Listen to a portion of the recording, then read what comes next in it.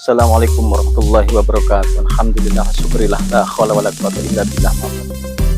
Rekan-rekan, sahabat, sedulur Kang Wajlam yang berbahagia, alhamdulillah. Kang Wajlam sedikit akan bercerita tentang waduk Cacaban yang ada di Kabupaten Tegal. Tentunya kita harus mencintai peninggalan-peninggalan para leluhur kita, apalagi waduk Cacaban dengan berbagai macam cerita rakyat yang tentunya sangat menarik untuk panjenengan nikmati atau dengarkan, paling tidak ilmu supaya bisa ngerti, begitulah. Ini kalau legenda Cacaban pada dulu itu diceritakan dulu digawe arah daerah kue kali jero arane Kedung Pipisan. Di sini berarti namanya Kedung Pipisan di Cacaban ini. Kedung artinya kali jero dan pipisan tempat celituk atau wadah geramu obat, itu pipisan obat. Kedung Pipisan dipepet patang kali, ya kue siji kali Cacaban sing metune asale desa Gantungan Loro, kali Panto sing metune ning desa Dukuk Bangsa, lu kali Loh Jiwani sing asale ning desa Dermasuci, papat kali Raja sing asale ning desa Wanarata. Kedung Pipisan diganti arane dadi Cacaban dening Presiden Gemien yaiku Soekarno pada tahun 1952. Cacaban atau Ancaban artinya menarik perhatian. Maksudnya waduk Cacaban saiki dadi objek wisata sing dikunjungi dening wisatawan antero Kabupaten Tegal, Pemalang, Brebes dan sekitarnya.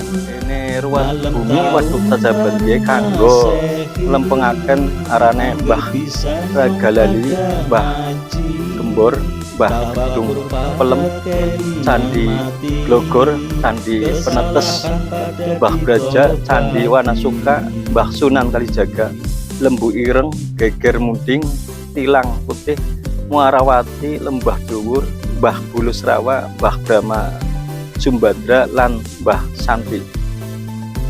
Wiwitane Raden Untung gledangan maring Dukuh Sirampung, goleti sadulure wong wis samene ora tahu ketemu.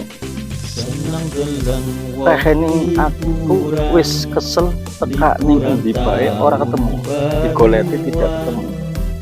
Lantarane ning Dukuh Sirampung ana wit kopo. Aku liren ababe wis kesel. Lagi kesel-kesel kok anak omong langka jokot nang kowe wis ora usah suwe-suwe tinimbang kowe wis telak kowe ngiringane anak sumur gaweane nenek moyangmu.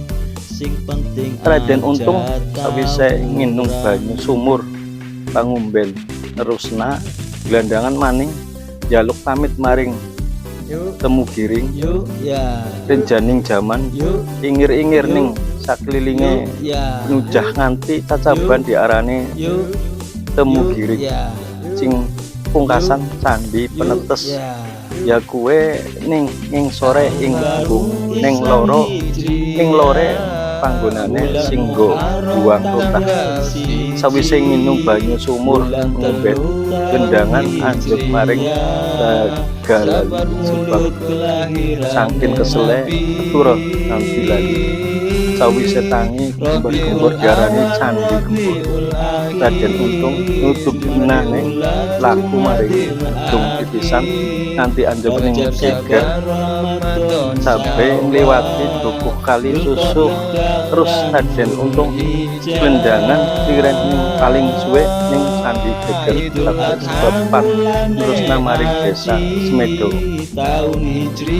Ini sedikit legenda Cacaban, asal muasal waduk Cacaban, jejak peninggalan sejarah merupakan warisan budaya yang dapat digunakan untuk memahami atau memberikan apresiasi terhadap peradaban umat manusia di Kabupaten Tegal juga syarat dengan kandungan sejarah yang kemudian mewarnai tata kehidupan masyarakat zaman sekarang.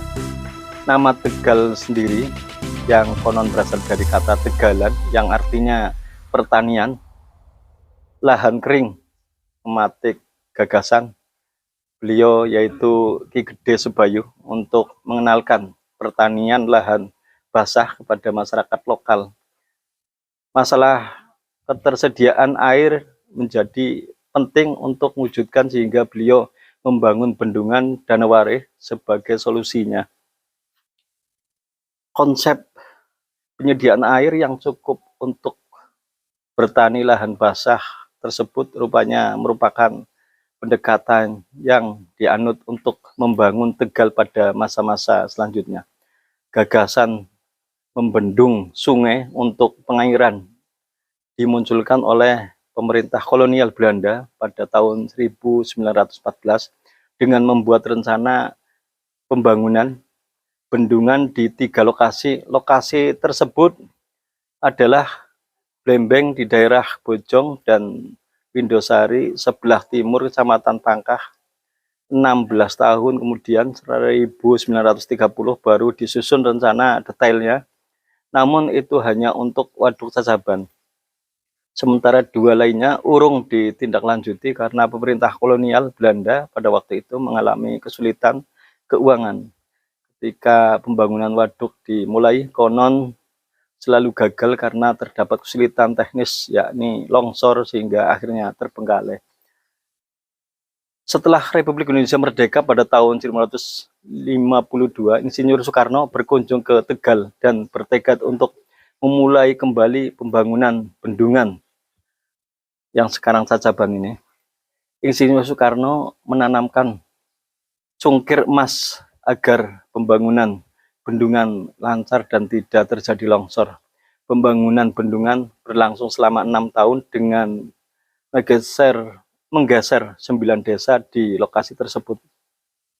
Titik lokasi bendungan sebelumnya adalah sebuah sungai yang dalam disebut dengan Kedung Pipisan, atau kedung adalah bagian sungai yang dalam, lubuk gitu. Sedangkan pipisan adalah batu lumat jamu. Setelah bendungan terbangun, Insinyur Soekarno memberi nama baru yaitu Cacaban yang berasal dari kata ancaban yang artinya hal menarik dan membuat penasaran.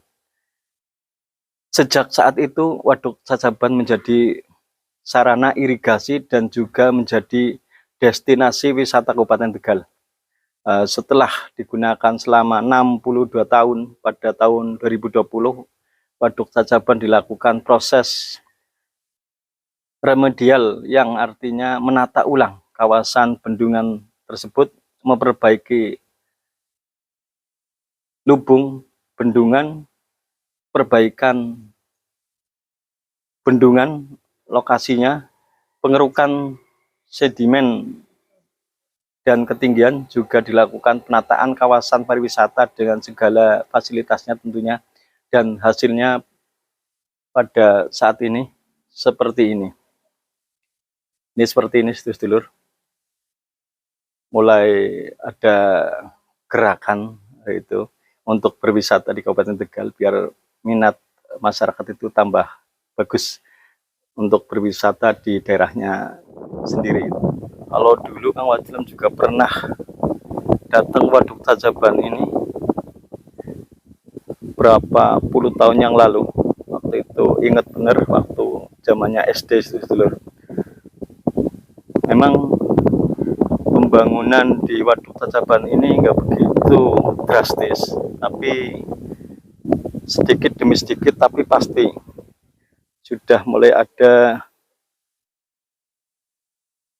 bangunan-bangunan semegah ini tentunya. Dan untuk depannya mudah-mudahan di sini banyak juga wahana-wahana yang lain sehingga banyak minat para wisatawan terutama lokal juga banyak yang hadir ke Waduk Cacaban ini. Sedikit sekelumit sejarah eh, legenda Cacaban dan tentunya dan perjuangan-perjuangan para warga masyarakat yang tentunya waktu itu mengorbankan tanahnya, desanya, dan sekarang menjadi waduk yang bisa mengairi tanah pesawahan yang ada di Kabupaten Tegal, khususnya di lingkungan Cacaban. Dan mudah-mudahan legenda cerita bendungan Cacaban dan ada sejarah di dalamnya, yaitu tentunya dari beliau Ki Gede Sebayu yang membabat kota Tegal ini menjadi nama Tegal, dan mudah-mudahan kita sebagai penerus bangsa Indonesia, khususnya warga masyarakat Kabupaten Tegal, bisa menjaga lingkungan kehidupan pepohonan atau